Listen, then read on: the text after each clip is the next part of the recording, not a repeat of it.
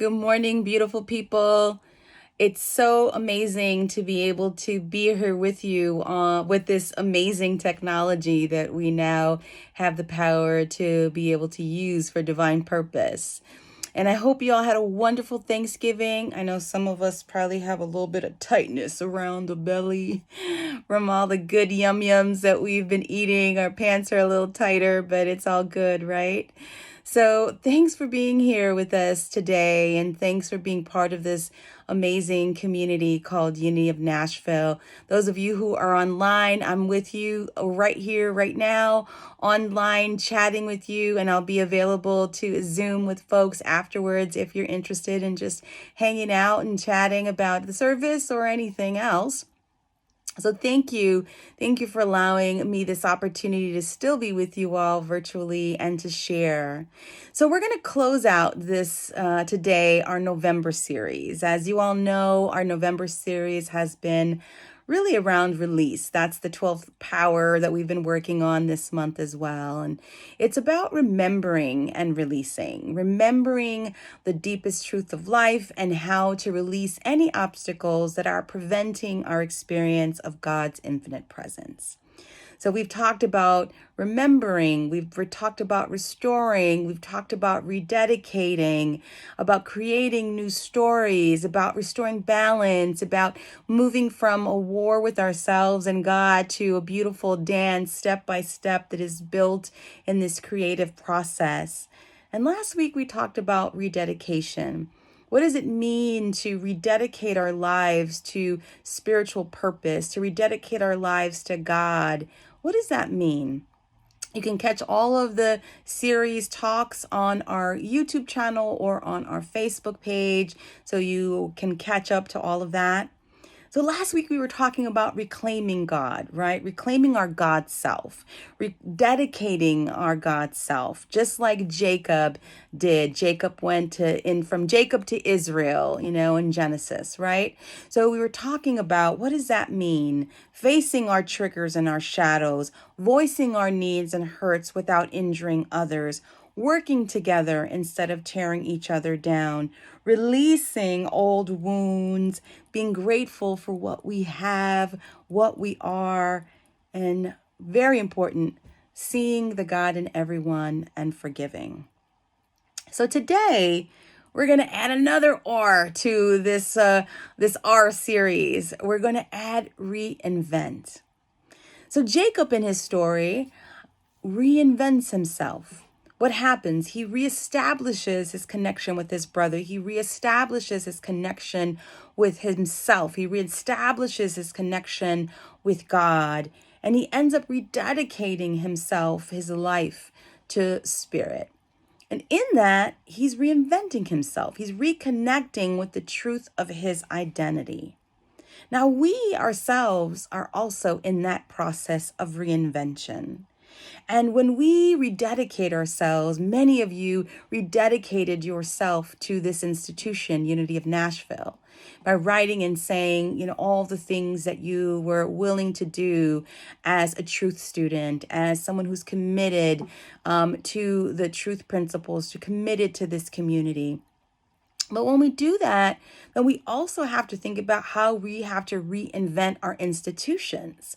I was talking with somebody just today about Nashville traffic. So those of y'all who are in Nashville, who visited Nashville, you know what that's about. So we have this new consciousness, right, in Nashville, if you kind of look at it that way, of growth, of opportunity, of possibility. All of that is happening. But the structures have not caught up with that consciousness, that building consciousness. And that presents a lot of complications when the infrastructure is not in alignment with the new goals, with the new vision, with the new invention.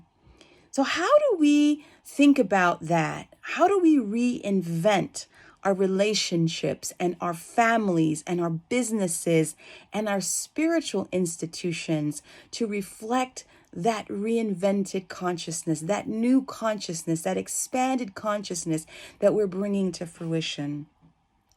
How is it that we must love and live and play and work and worship in a way that reflects our new Christ identity and commitment to God. And I ask you all today, what does that specifically mean for Unity of Nashville and for all of those of you who are touched by our community? I want to start with talking about where we are at some level as a community and as people and as spiritual institutions. So church has changed. You can't be conscious breathing without realizing that the world has certainly changed. Institutions have changed, and churches or spiritual institutions or worship places have changed. One of the things we hear all the time is that, 10,000 churches are closing every year.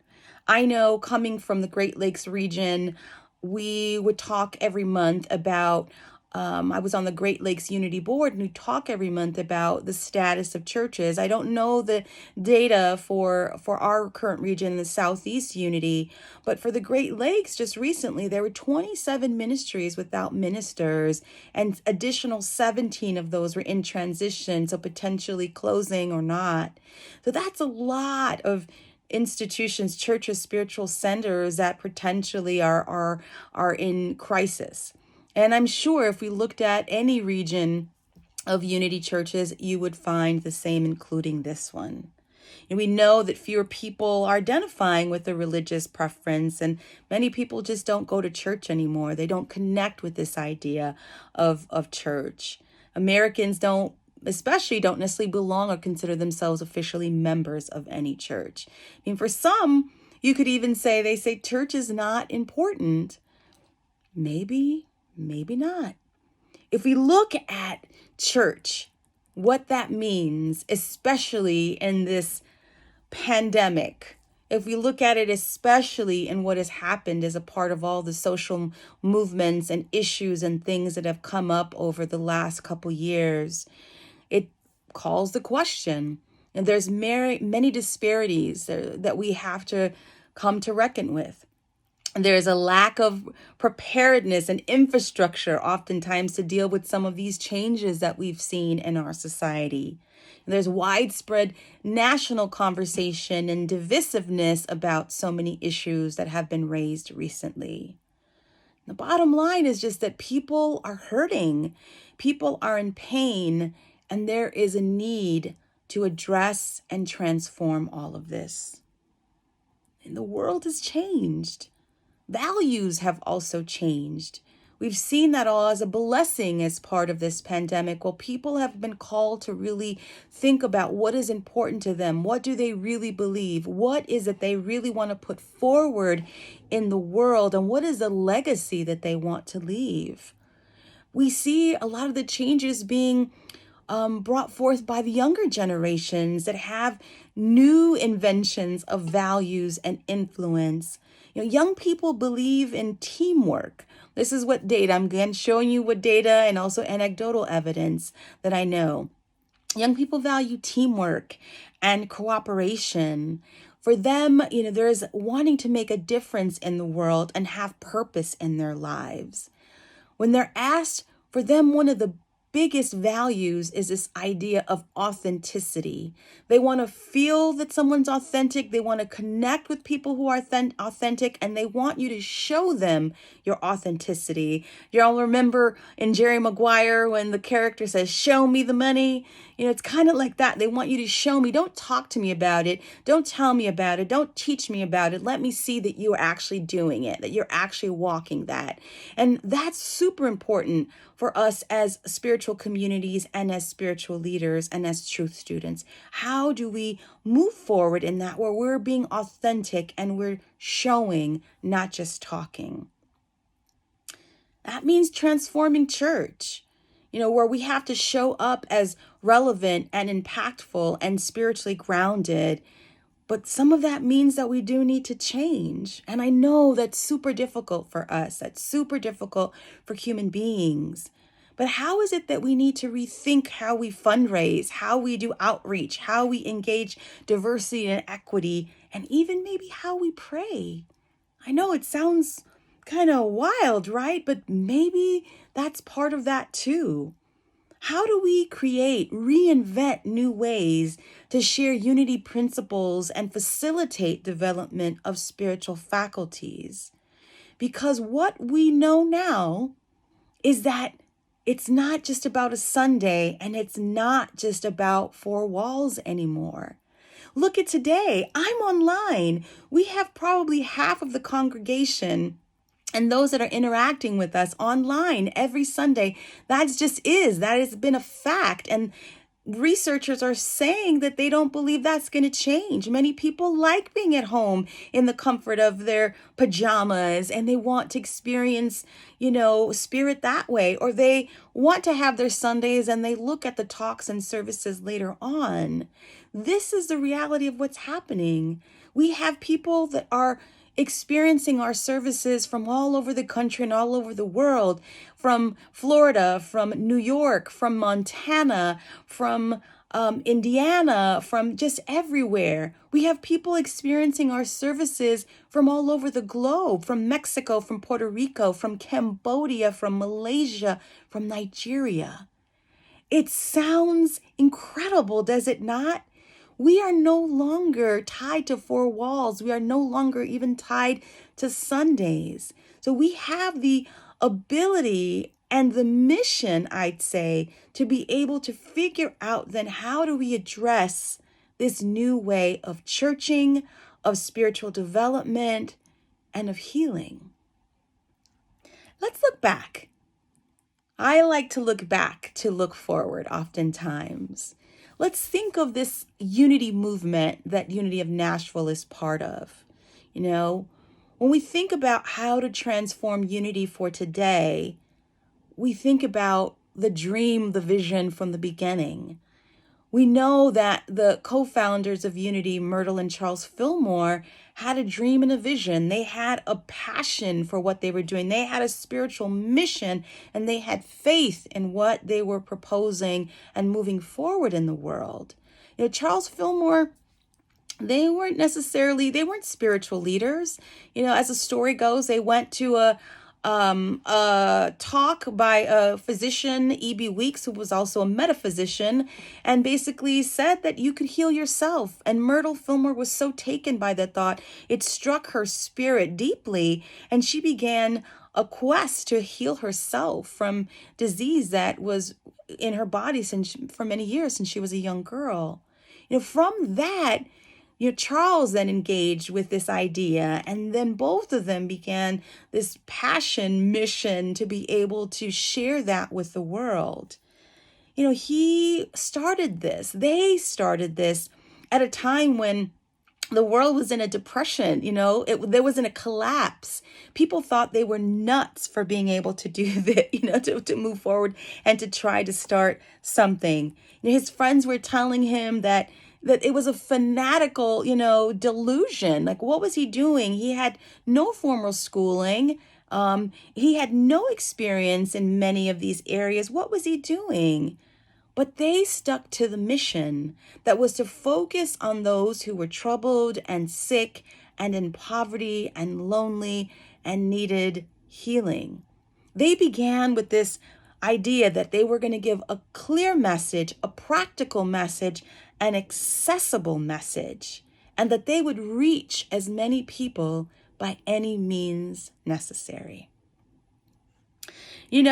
It was funny because there was a story about one of the board members giving they had a group of people that were kind of their first board, and jokingly one of the members gave a 1-cent piece, a penny.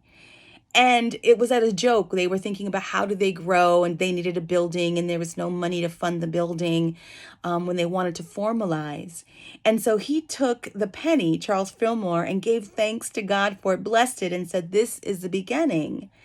And they had faith in that penny, and another person stood up and mortgaged their house to be able to have the first building. Can you imagine going home to your wife and saying, "We're going to have a bigger sanctuary, or we want to do renovations on our sanctuary. We're mortgaging our house, honey," But this is the kind of faith that people had in the work that was being done.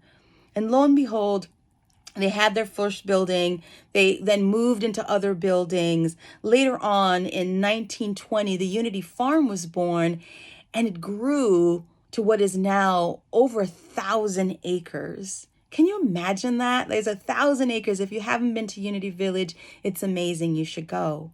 Now Unity has grown to 500 U.S. ministries. There's 160 international ministries. There's 13 national schools outside of the U.S., 11 silent Unity affiliated ministries all over the world, and 19 international Daily Word affiliates. This is a whole global movement that we are part of. Unity, silent Unity responds to 1.4 million prayer requests each year. Can you imagine, again, in terms of the reach? And that's no different here when I'm talking about history. Unity of Nashville started in 1916. And again, it was about a passion and commitment. It was also about defying convention, because there were women in leadership here in the South, which was not necessarily something that was prevalent at that time anywhere in the U.S. There were people of color in the congregation at Unity of Nashville. Even in the 60s, there's a picture up in the sanctuary where there's an African-American woman in the 60s in a segregated South. That, again, speaks volumes to the work that was being done right here at Unity of Nashville.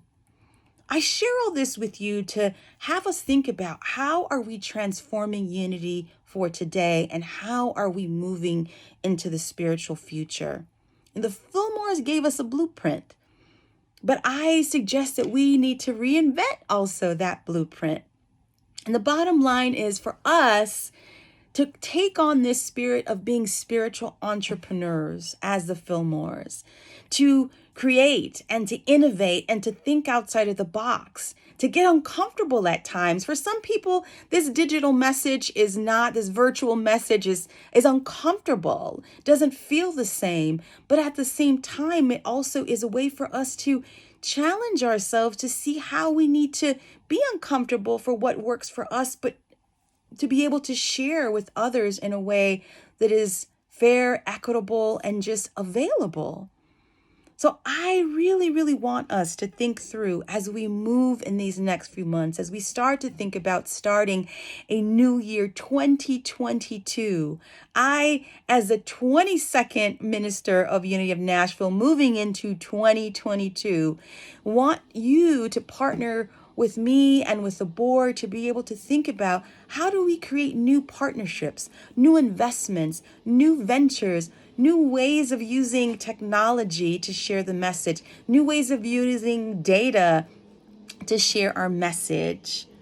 All of this becomes important. And I share the past not to romanticize it, but to see what has worked and how can we move ahead into the future, reinventing our foundations.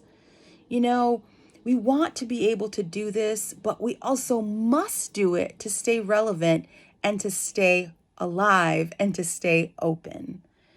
So spiritual entrepreneurship, doing collaborative leadership, being authentic, being on mission, and being on the Christ-centered message, being on our spiritually centered message. So I know this may be an bizarre kind of maybe for some of you message to give today, but I think as we close out this series of release, we also have to release some of these ideas that we have about what spirit is, what spiritual doings are, what it means to engage church and engage spiritual development. Some of that does have to transfer and evolve. So how can we take that on as individuals and as a community? How can we we believe deeply in the unity message. We do. We believe in the message of love that unity proposes and espouses. Our world needs our message now more than ever. But that means us being bold and being creative and being innovative. So I offer that as a challenge to us and even myself of how we can release and let go. And the let go part is not just letting go the old, it's also letting ourselves go, like letting ourselves go into this newness, into this reinvention, letting ourselves go, our spirits run free, our creativity run free, to be able to not be afraid, not be fearful of change, but to embrace it as what we do as spiritual beings and spiritual entrepreneurs. Charles Fillmore once said that unity could be defined simply. It's simply as Christian mysticism practically applied to everyday living. He was a mystic, as was our co-founder, Myrtle Fillmore, but they were mystics on a mission. The mission was to help people have healthier, happier, richer lives.